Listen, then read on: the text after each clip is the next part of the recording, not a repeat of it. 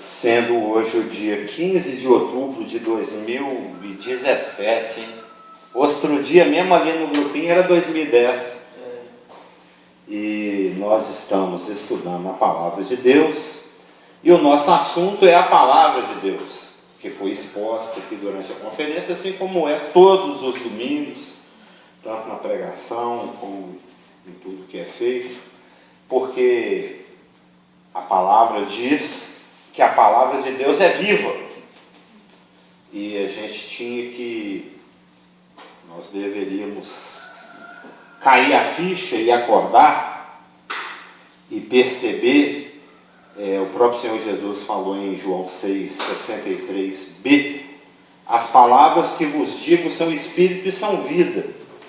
Então, quando nós abrimos a Palavra de Deus, é Deus falando conosco, porque lá em 2 Timóteo 3,16a é dito que a palavra de Deus é soprada pelo próprio Deus, é o tel, Deus, pneus, o vento, o espírito, sopro.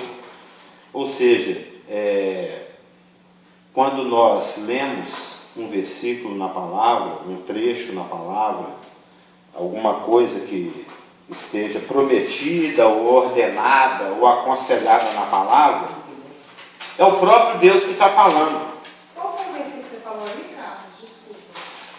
Eu já citei, se não me engano, João 6,63. A palavra é soprada. 2 Timóteo 3,16a.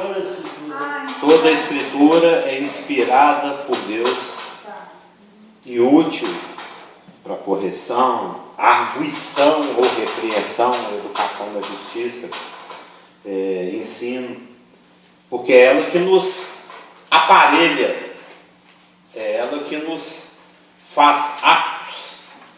E como já foi dito aqui, até no domingo, foi domingo, né? No domingo que o pastor Stan pregou, e ele fez uma ilustração a respeito da palavra como um alerta, como uma luzinha pisca-pisca no nosso painel espiritual. A gente deveria cair a ficha e perceber que o mesmo companheirismo com o qual Jesus Cristo convivia com os seus quando ele andou aqui, é o mesmo companheirismo que está disponibilizado para a Elaine na segunda-feira, para o pastor Geraldo na terça, para mim na quarta, para nós todos. Como eu já li em algum lugar, a palavra de Deus não é aquele bolinho que você come no domingo. A palavra de Deus é pãozinho para todo dia, é o pão cotidiano. Tem várias formas através da qual eu me aproximo da palavra. Mas logo de manhã, por exemplo, é muito bom você já ter contato com a palavra de Deus. Isso a gente até aprendeu no IPPG, porque é a palavra que nos salva, é a palavra que nos educa, é a palavra que nos instrui, é a palavra que nos dá direção, que ela é lâmpada para os nossos caminhos, é a palavra que nos alimenta, ela é leite, ela é pão. Então, a própria palavra diz na palavra que nós devemos ser habitados ricamente por ela, né? Está lá em Colossenses 3,16, que nós devemos ser íntimos dela, 2 Timóteo 2,15, que nós devemos meditar nela dia e noite. Salmo 1, alguma coisa, Salmo 1 ou 2 ou 3, Salmo... Antes o seu prazer está na lei do Senhor, e na sua lei medita de dia e de noite. Deus quer desenvolver, Ele quer cultivar um espírito, uma atitude dentro de nós, através do Espírito, e isso Ele vai fazendo dia após dia, porque o caminho do justo é como a luz da aurora, até o ponto que nós tenhamos prazer na lei do Senhor. Aquela mesma boca cheia d'água que você tem quando você vê aquele pedaço de picanha sendo cortada, sendo espeto, na hora que o garçom chega e fala assim, picanha. Você fala assim, é o primeiro corte? Tira aí uns pedacinhos para mim, que você vai com aquela pazinha, aquilo a sua boca já vai enchendo d'água antes de comer. Eu tenho até fotos, algumas vezes, né, quando a vida permite, o Senhor permite, a gente vai numa churrascaria, uma vez eu até pedi ao Guilherme para tirar a foto assim, do momento em que eu estou com a boca cheia d'água, que o garçom estava assim, chegando com o espeto. Eu até batizei essa foto de o melhor momento da vida. Né? É um dos melhores momentos da vida, é aquele momento em que o garçom está cortando um pedacinho da picanha, prestes a te servir, e você vai degustar aquela carne maravilhosa, e isso te dará prazer. E o salmista, o Davi falou isso em várias circunstâncias, isso está escrito também no Salmo 119, isso está escrito no Salmo 1, isso está escrito em Josué, está escrito em um monte de lugares, que nós devemos ter prazer na palavra de Deus.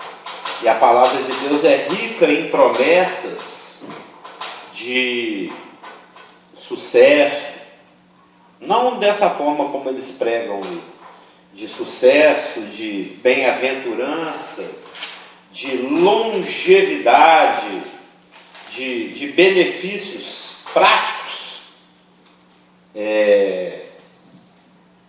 quando a gente desenvolve esse tipo de atitude, esse tipo de postura para com relação à palavra. A Elaine está me olhando com aquela carinha de me dar alguns versículos. Isso tem muito, mas tem muitas mesmo. Tanto na Torá, como nos Salmos, até no Novo Testamento. Por exemplo, quando a gente abre em Deuteronômio 4:40, ainda que seja da lei, o princípio é válido, não existe essa condicionalidade, mas existe o princípio. Né? Em Deuteronômio 4:40, Moisés fala com Israel o seguinte, guarda, pois, os seus estatutos e os mandamentos que te ordeno hoje, para que te vá bem a ti e a teus filhos depois de ti, e para que prolongues os dias na terra que o Senhor Deus te dá, para todo sempre.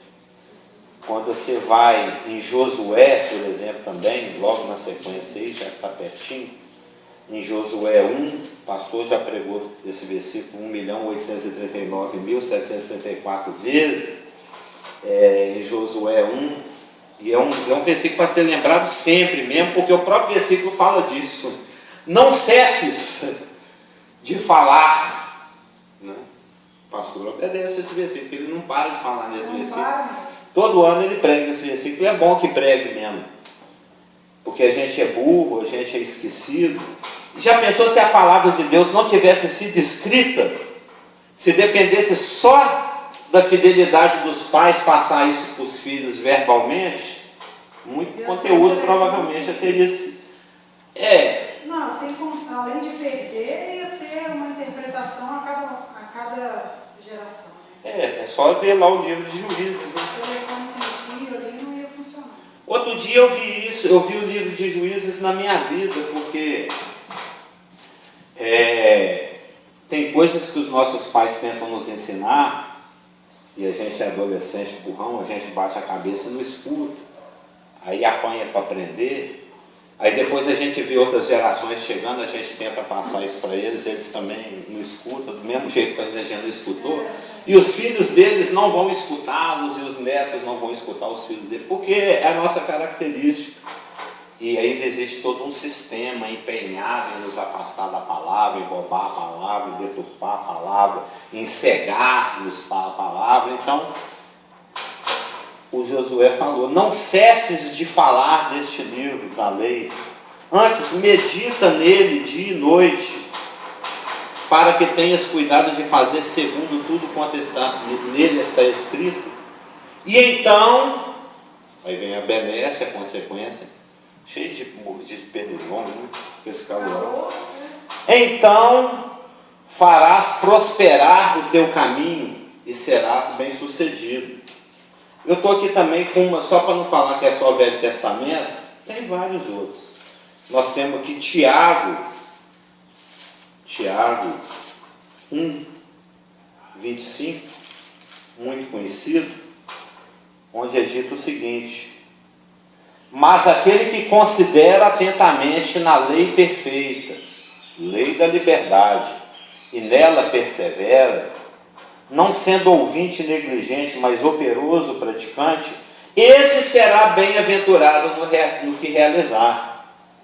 Então nós temos aqui Deuteronômio, nós temos Tiago, nós temos Josué e temos muitos outros versículos. E próprio também, as festas hebraicas foram estabelecidas para ensinar os pais, ensinar os filhos o que está acontecendo, a própria palavra de Deus. Está lá em Deuteronômio 4, 5, 6, era muito. Porque a gente precisa ser lembrado. Aquele momento de Páscoa, de festa, de carne, comer o churrasco, a carne e tudo. O pai estava ensinando o filho, aconteceu lá. No caminho, para todo canto. Porque a gente precisa se encher dessa palavra. E a palavra de Deus, quando você abre, e eu vou procurar um versículo. Por exemplo, a palavra de Deus tem muitas promessas. E quando você abre a palavra de Deus e lê uma promessa, é o próprio Deus, fiel e eterno, que está te propondo aquilo, que está te desafiando a crer naquilo. Então, crer na palavra de Deus, em especial nas suas promessas, que a palavra de Deus fala em Romanos 4, agora não me lembro aonde, e fala também em Gálatas 3, que nós somos filhos da promessa.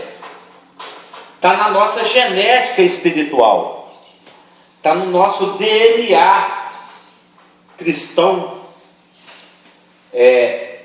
conviver com a promessa. As promessas são a nossa atmosfera, é dentro dela que nós vivemos. Existem duas formas de se viver: alienado da palavra de Deus, ou seja, incredulidade, e nós sabemos do peso, do preço, das consequências da incredulidade, que é chamar Deus de mentiroso, e nós sabemos também do peso e das consequências de se crer na palavra de Deus, de investir a fé, o tempo, a própria vida naquilo que Deus disse. Então, se por exemplo em Mateus 18, 20 está escrito, e é uma promessa, que onde estiverem 2 ou 3 reunidos, 1, 2, 3, 4, em meu nome, e nós aqui estamos reunidos em nome do Senhor Jesus Cristo, não em nome de Mário de Oliveira, nem ninguém, nem Maomé, nem... Lembra do... Era Moon, como é que chamava aquele rapaz? Moon? Lembra do Moon? Tinha uma igreja de milhões de membros na Coreia na década de 80. Era Miss Moon, Pastor Moon, Mr. Moon, agora não lembro.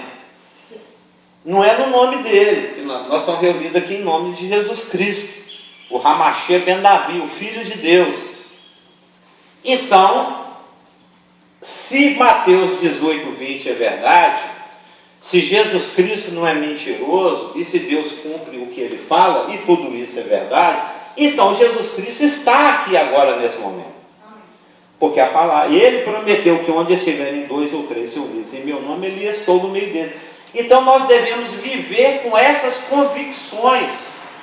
Aquilo que potencialmente é uma promessa na palavra de Deus, pode se tornar realidade na nossa vida hoje. Hoje. E eu estive fazendo uma pesquisa, existem 8.810 promessas na palavra de Deus aproximadamente. Quantas? 8.810. Sendo que essas promessas, existem 8 tipos. Quando a gente lê 8.810, não são todas promessas de Deus para nós, porque tem vários tipos de promessas. Por exemplo, existem 290 promessas de pessoa para pessoa. Por exemplo, em Daniel 2,7, nós temos uma promessa dessa. É uma pessoa fazendo uma promessa para outra pessoa. É o Nabucodonosor falou, se alguém souber qual que é o meu sonho e der a interpretação, vai ser honrado. Ele vai receber muitas benesses, né? Respondendo segunda vez, diga ao rei o sonho a seus servos e lhe daremos a interpretação. Então existem promessas feitas de pessoas para pessoas, tem 290 dessas. Existem 28 promessas que são feitas por anjos a pessoas. Existem 2 promessas que foram feitas por Satanás. Tudo isso te darei se prostrado me adorares. Aliás, 290 são de homens para Deus. Se o Senhor me abençoar aí, eu vou dar o dízimo na volta. E são 191 promessas de pessoas para pessoas. Então, dessas 8.810, só sobraram 7.489 para nós. Só sobraram. Então, nós temos 7.487 promessas. É praticamente difícil ler a Bíblia sem achar uma promessa. Que a Bíblia tem 31.173 versículos, 7, 14, 21, 28. A cada 4 versículos você encontra uma promessa. Praticamente assim, só a médio, né? Tem lugares que tem mais de uma concentrada, tem trechos que uma aqui, outra lá. Mas na média, a cada 4 versículos nós temos uma promessa. Que são coisas que Deus promete e está disponibilizada, que só precisa pegar fé. Aí a coisa efervesce. Existe? Efervesce, né? Aí ela se torna realidade na nossa vida. Tem algumas que já se cumpriram, inclusive, porque nós depositamos fé nelas logo no início. Por exemplo, em João 5:24, está escrito que quem ouve a minha palavra e crê naquele que me enviou, tem a promessa aí, tem a vida eterna. E já tem mais uma da sequência. Não entra em condenação, ou em julgamento ou juízo, mas já passou da morte para a vida. Nós já estamos sendo beneficiados por essa promessa. Nós cremos nisso que Jesus Cristo falou. Então a consequência, quer queiramos, quer não, é que nós temos a vida eterna. E já nenhuma condenação há para aqueles que estão em Cristo Jesus. Se você vai em Romanos 10:9, se com a tua boca confessares ao Senhor Jesus a Jesus como Senhor, e em teu coração creres que Deus o ressuscitou dos mortos, será salvo. Ponto final. É uma promessa de Deus. Nós depositamos a nossa fé nisso. Nós vivemos de acordo com esse versículo, inclusive. Que a cada promessa que você vai crendo nela, ela vai sendo incorporada no seu viver, no seu cotidiano, na sua fé, na sua vida. Nós vivemos de acordo com esses 3 versículos, por exemplo, João 5:24, Romanos 10:9, Mateus 18:20. A gente se congrega, o pastor fala muito isso, é bom que fale mesmo, porque mesmo falando o pessoal não obedece, que a gente tem que congregar, a gente se congrega crendo nessa promessa. Se for para vir aqui congregar só porque o pastor Geraldo e o casamento está aqui, não vale a pena não, porque eu só tenho opiniões, eu não tenho promessas, eu não tenho poder para cumprir promessas, mas a nossa fé está depositada no fato de que Jesus Cristo está aqui. E se Ele está aqui, eu venho aqui porque eu quero conhecê-lo mais, porque eu quero honrá-lo, porque eu quero obedecê-lo, porque eu quero conhecê-lo, porque o Espírito vai falar através da boca do pastor, vai falar através da boca dos irmãos, vai falar através dos hinos, os cânticos espirituais que a gente entoa aqui, porque a palavra fala que Ele habita no meio dos louvores. Então, congregar é conhecer mais aquele que está presente no nosso meio.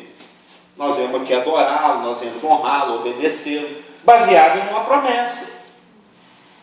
Se você vai em João 15:7, está escrito: se permanecerdes em mim e as minhas palavras permanecerem em vós, pedireis o que quiserdes e vos será feito. Ou seja, desde que você está com a vida, como é que a minha irmã escreveu ontem?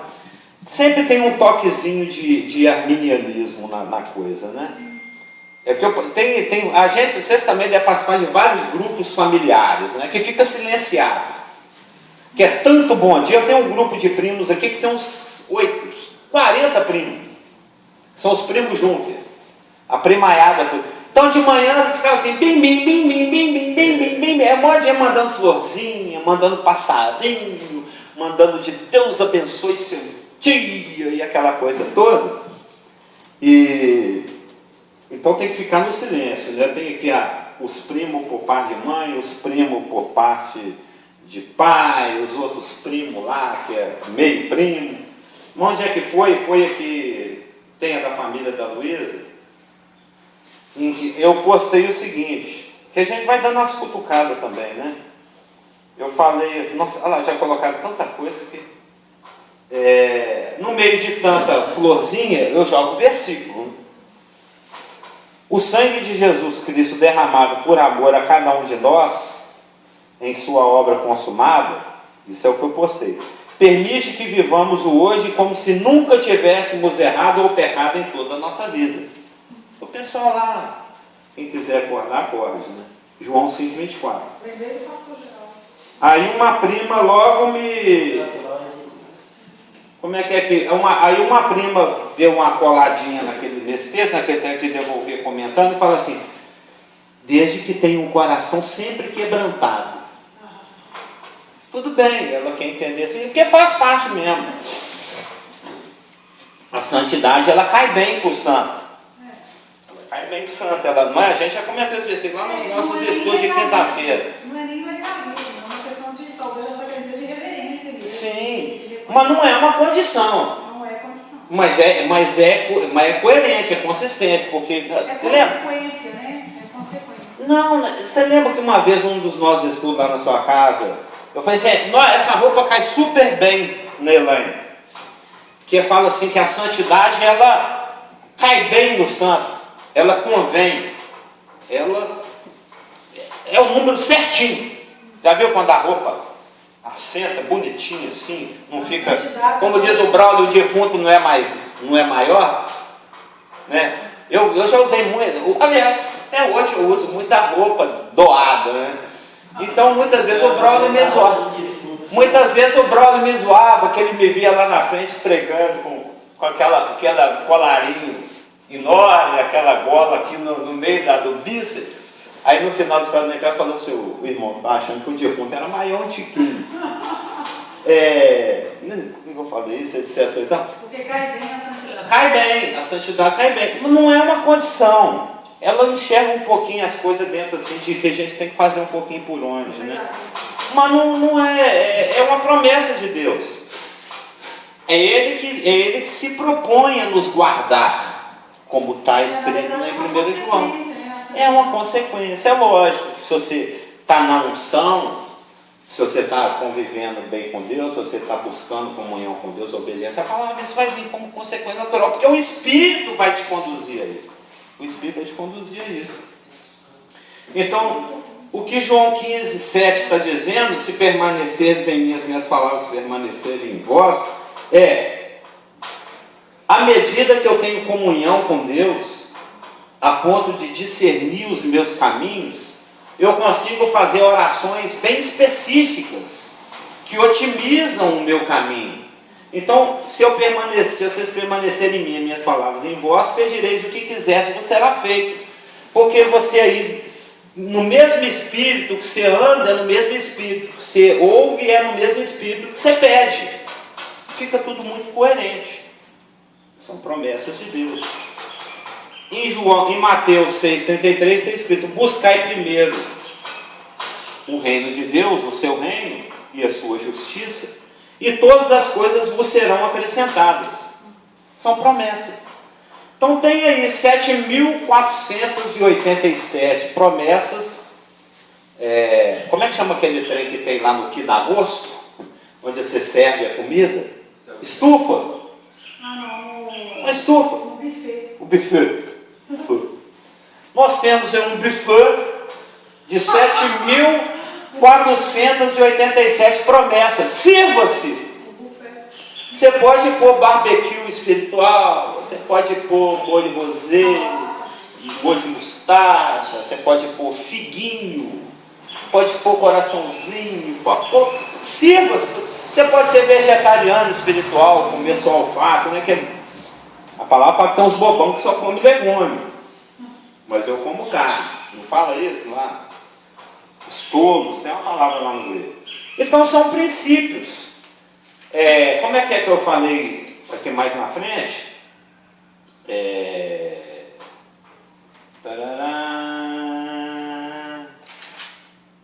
Eu vou falar daqui a pouco, eu vou achar aqui. Além das promessas, a palavra de Deus também tem ordens. Eu não vou falar da ordem, não, eu vou falar aqui dos princípios. Que a palavra de Deus, ela tem, quando Deus se dirige para nós, existem promessas, existem princípios e existem ordens, mandamentos, imperativos. Então, além das promessas, nós estamos falando do painel, né? O painel lá com aquela luz de advertência para que nós tenhamos uma vida otimizada, uma vida bem de sucesso, uma vida que vai de glória em glória, vamos dizer assim. Deus quer que nós vivamos bem, em todos os sentidos. Ele fala isso lá, eu espero que você vá bem no corpo, na alma e no espírito. O versículo até que ela gosta. Então, no intuito de facilitar a nossa vida, são tudo princípios de proteção, são tudo frutos do amor de Deus. Não existe motivo para desconfiança, para mineirice. Né? A Elaine, no domingo, eu comecei a comentar isso, esqueci, a gurinha mesmo. No domingo que o pastor Stan nos pregou aqui, aquela mensagem do painel, a Elaine, nós ficamos conversando ali na cozinha, no intervalo, e a Elaine comentou o seguinte: é tão de boa fé, você não usou essas palavras, eu estou filtrando aqui, é tão de boa fé, é tão crível, é tão digno de investimento as promessas de Deus, pelo fato de que elas são fruto do seu amor, que isso pode ser percebido até mesmo na solicitude de Deus para com Caim. Lembra que você comentou? Deus foi atrás de Caim, acendendo luzinha vermelha no painel do Caim, que tinha pisado na bola feia. Estava alertando ele. Ele falou: o pecado está aí na sua porta. Fique esperto, meu filho. Acorda. Então existe. Sim. As promessas, os princípios, as ordens são frutos da misericórdia de Deus, tão solícitas quanto foram com Caim, que nem merecia tanto assim, na nossa ótica humana. Eu deixava o Caim se lascar para lá. Que nem, como é que a sua prima falou? Que nem estava tão... Agora não é. A palavra. Ela usou... desde que com o coração sempre quebrantado. Até Caim, né? Ela tão quebrantado. Exato. O Caim não estava com o coração nada quebrantado. E Deus ainda foi atrás. Mas além das 8.810 promessas, sendo que 7.487 são nossas, nós temos princípios que são imutáveis, que são permanentes, que são eternos, que são universais. São leis que governam o reino de Deus. Ou seja, o que Deus está dizendo quando Ele apresenta os princípios na palavra, é que no meu reino as coisas funcionam desse jeito. Você já viu aquela famosa frase: enquanto você estiver morando debaixo do meu teto, é do meu jeito. Ou seja, cada casa, cada empresa, cada instituição, cada tribunal está sujeito ao juiz, não é? Cada país, cada estado, cada tudo. Cada cada vara. Tem 12 varas da família, 12 decisões. Quando você marca uma auditoria, um monitoramento, alguma coisa, uma assessoria técnica lá na prefeitura, entre aspas, você vai com o dedinho espiritual cruzado, para ver se dá sorte. Você pode achar, pode ser atendido por um cara extremamente chato, que só quer dificultar a sua vida. Você pode ser atendido por uma pessoa extremamente educada, solícita, profissional, técnica, que faz até mais do que você precisa. Depende da sorte. Né? A sorte.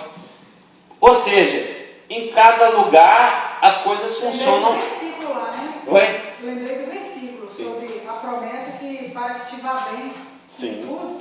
Até nisso a gente ora para ir bem. Evidentemente que você está misturando promessas com princípios, mas não está, porque evidentemente todas as promessas elas se baseiam em princípios. As ordens e as promessas elas têm como base os princípios, porque Deus não contraria aquilo que Ele mesmo estabeleceu. Porque assim como em cada lugar as coisas funcionam, na sua casa as coisas funcionam de um jeito, na minha de outro, e assim sucessivamente. Nessa igreja aqui as coisas funcionam de um jeito, em outras cada uma aí funciona do seu jeito. E no reino de Deus as coisas funcionam do jeito de Deus. E os princípios expressam de que jeito é esse. Então os princípios expressam, eles determinam, eles revelam como as coisas funcionam no reino de Deus. Ou seja, que no reino de Deus as coisas funcionam desse jeito. De que jeito? Aliás, num mundo onde tudo é regido por princípios ou leis, os astros, os minerais, as plantas, as igrejas, as casas, os elétrons, o corpo humano, no reino de Deus é a mesma coisa. E assim como os cientistas, ou cada filho, ou cada membro de igreja, coisa tal, precisa conhecer esses princípios, quiser viver de uma forma melhor, mais otimizada, nós também precisamos conhecer esses princípios, porque são elas que determinam o modo de funcionamento das coisas no reino de Deus, no reino que Deus criou. Então nós temos, por exemplo, em Gênesis 8, de 2 a 7, enquanto durar a terra não deixará de haver sementeira e ceifa, frio e calor, verão e inverno, dia e noite. Quando você vai em Eclesiastes 1:9, o que foi é o que há de ser, e o que se fez, isso se tornará a fazer. Nada há, pois, novo debaixo do sol. É um princípio, é o princípio da ciclicidade, se é que existe essa palavra. Se você vai, por exemplo, em Lucas 18:14, todo aquele que se exaltar será humilhado, e quem se humilhar será exaltado. Isso aí vale aqui no Japão, na China, em Marte, no Peru, no Equador, nos Estados Unidos, na Venezuela, ontem, hoje, amanhã, de manhã, qualquer época. A soberba precede a ruína. Aquele que se exalta é humilhado. Pode olhar aí, tem alguém que se auto-exaltou na história humana e que está em pé até hoje? Não tem ninguém. Homens gigantes já surgiram na nossa história, mas cadê? Cadê, Elaine? Homens que tinham poder assim, de vida e morte. Getúlio Vargas, Adolf Hitler, Adolf Eichmann, aqueles nazistas lá tinham poder de vida e morte. Nero. Cadê? Já virou poeirinha. Você vai, por causa de outro princípio, que está aqui em Gálatas 6:7. Não vos enganeis, de Deus não se zomba. Aquilo que o homem semear, isso também ceifará. Esse princípio é válido do chão até a igreja. É válido lá desde a Secretaria de Agricultura até aqui.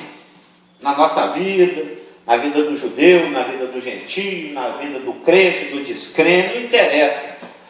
Plantou, o que você planta é o que você colhe. Se você não plantou, você não colhe nada.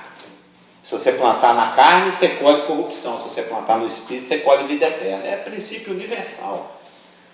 E além das promessas e dos princípios, sendo que as promessas vêm dos princípios, da mesma maneira existem as ordens, ou os mandamentos, ou os preceitos, como é dito lá no Torá, Nós temos as ordens de Deus.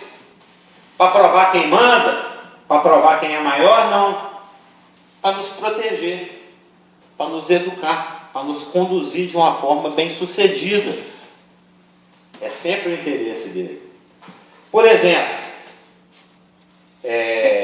você liga aparelho 110 nem 220, Elaine? Você liga, mas faz de conta que não liga. Você liga aparelho 220 lá. Você já deve ter pagado umas 300 máquinas de lavar daquelas só de luz. Porque o transformador deve puxar. Por que você não faz isso? Por que você não liga 110 no 220? Porque senão vai estragar. Não, pior do que não funcionar é que vai queimar. Porque quando eu mudei para o Nordeste, eu não sabia que era 220, eu taquei meu... Naquela época pouca gente tinha um disc laser, aquele de ouvir CD que chama, né? CD portátil. Era o meu xodó, o Lulu me deu de presente, velho. Cheguei lá, põe, não ligou. Eu fiquei tão burro. Põe de novo. Põe. Aí queimou. Ainda me deu 2 chances. Na terceira ele nunca mais ligou. Se você ligar, pior do que não funcionar, vai estragar. E quantos que não estão se estragando por aí? Por não obedecer princípios. Por não dar ouvidos a ordens e promessas. E achar que está certo é o pior. É pior. Provérbios está cheio desses versículos que o doidão, o louco, o estúpido, o ímpio, ele acha que está certo. Tem um monte de provérbios assim, tem um monte. Estão se estragando e estragando a vida de muita gente, só porque não segue o manual. Tem uma ordem claríssima na palavra, universal: não matarás. Olha o tanto de vida que aquele rapaz estragou lá naquela cidade, lá já na Janaúba. Além da própria vida. Você está vendo no noticiário as consequências? Famílias afetadas, gente que podia estar vivendo a vida dela, está aqui de pronto-socorro em Belo Horizonte, afastada da família, não sei o quê. Olha a consequência. Por causa de uma decisão fora de uma ordem. Deus só quer te proteger, não mata. Imagina se, não precisa nem imaginar, com pouca imaginação você consegue vislumbrar como seria o mundo se toda a humanidade vivesse pelo menos 10 mandamentos. No mínimo. Quanta gente não ia morrer porque está pegando a mulher do outro, porque não está assaltando o banco, porque não está cobiçando o que não deve cobiçar, e etc. Não é? Ia ser um grande efeito mundial. Sim, nossa. Era outro mundo. Então, se a nossa vida está uma desordem, é essa frase que eu queria. Se a nossa vida está uma desordem, é porque não conhecemos ou não atendemos às ordens de Deus. Porque elas estão, a palavra já fala, né? Ela está aqui para ordenar, para deixar ajeitadinho, para deixar tudo no lugar. É porque não entendemos o quê? Como é que é? Se a nossa vida está uma desordem, é porque não conhecemos. Meu povo erra porque não tem conhecimento. Onde não há profecia, o povo se corrompe. Se a nossa vida está uma desordem, ou se algumas áreas da nossa vida estão uma desordem, é porque não conhecemos ou não atendemos às ordens de Deus. A ordem não é para mostrar quem manda, é para ordenar, é para deixar em ordem. A nossa bandeira está escrita lá: ordem e progresso. E nós temos Mateus 5,37: dizei somente sim, se é sim, e não, se é não. Só esse princípio, se obedecido, já resolveria a vida de muita gente, já organizaria muita coisa. Lucas 6, 27, 28: amai os vossos inimigos, fazei bem aos que vos odeiam, abençoai os que vos maldizem e orai pelos que vos injuriam. Só essa ordem, muita gente na Record, na Band, ia perder emprego. Qual foi o versículo que você falou? Lucas 6, 27 e 28. Se essa ordem fosse obedecida, quanto programa criminal ia fechar as portas? É muita coisa passional, é muita vingança, é muita retribuição. Esses caras que balançam, que não sei o quê, que é aqui agora, não sei o quê, não ia ter notícia. Você ama seu inimigo, faz bem aquele que te odeia, abençoa o que te maldiz e ora pelo que te injuria.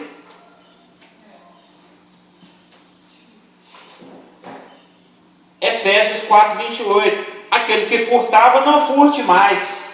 Vai sobrar vaga na delegacia. Aquele que... E a gente vê cada furto, cada assalto na televisão, cabuloso. Você vê? A menina está passando, se o cara mas pula com força, agressivo mesmo, metendo o cotovelo, já viu? Puxando bolsa, arrastando a mulher pelo carro. É cada coisa. É ágape zero, né? Ágape zero.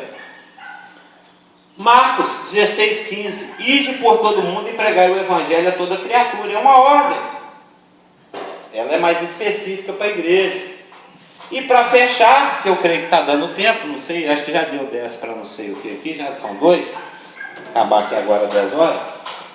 Amai-vos uns aos outros, como eu vos tenho amado. João 13:34. Ou seja, o verbo está no imperativo, amai, dizei, ide, pregai, buscai, sede, perdoai. É ordem. É só ficar prestando atenção nos imperativos. Então nós vamos encerrar por hoje, mas o nosso assunto não acabou. Nós vamos ainda conversar um pouco mais sobre a palavra de Deus nos próximos domingos. Amém? Podemos encerrar? Podemos. Vamos.